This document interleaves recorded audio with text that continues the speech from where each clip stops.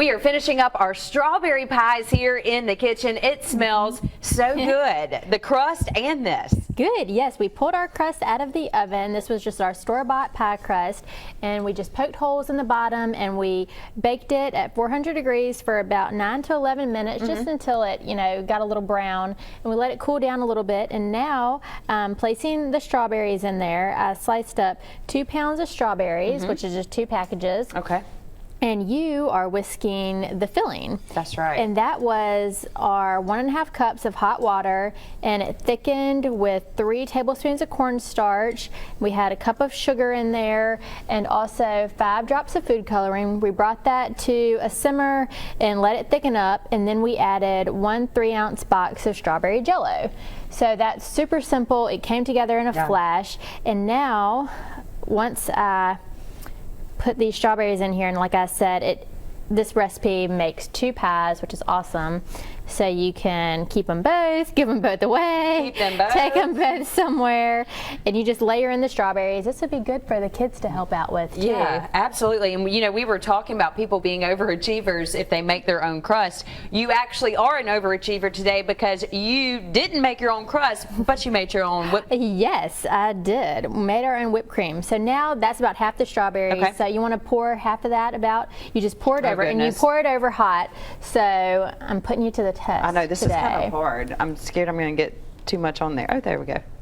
So you just split that between the 2, and yes, we're making our own whipped cream. So I mentioned before that we're making mint whipped cream. So I took about 10 or so leaves of fresh mint, and I put it in 8 ounces of heavy whipping cream, and I let that refrigerate overnight. So the cream was infused with all of that delicious mint flavor.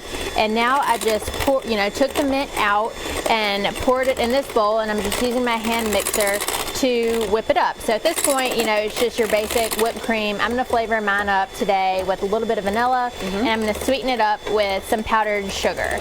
So when you're making whipped cream, it's important to save the sugar and the vanilla and any other flavorings until the end, because if you put everything in at the beginning, then your cream will not whip up. So you want to, like I said, whip it. Okay. And you probably want to use a hand mixer. You could use a whisk, but hopefully you've been working out if you're going to do that. And it's going to take, I don't know, a good 10 or 15 minutes. So as you can see, this is thickening up, getting the peaks. And once it hits what they call soft peaks, which let me show you what soft peaks is. Well, actually, it's not at soft peaks yet. It'll be hanging on to the beaters when you lift it up. So once it's kind of hitting this point, then you can start adding in. So we're just going to add in our powdered sugar. Does it look like we have enough filling in here? Or should I add a little more? Let's do it a little more. Try to get on the outside here. Yeah. And then we're going to add in our vanilla. And this is a great whipped cream recipe that you can use for a lot of different desserts. Mint is really great with chocolate, so it'd be really good to do with that too. I still feel like I need to add more filling.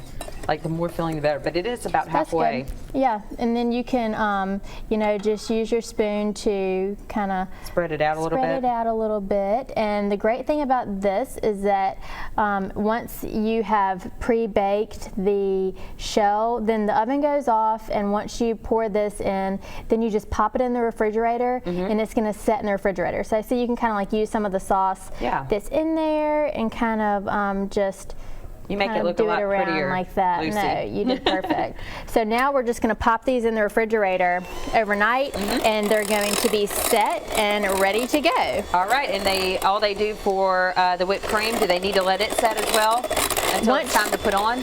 Once you whip up your whipped cream, you can store it in the refrigerator for about an hour or 2, but you really want to kind of, go ahead and use it right after you kind of whip it up.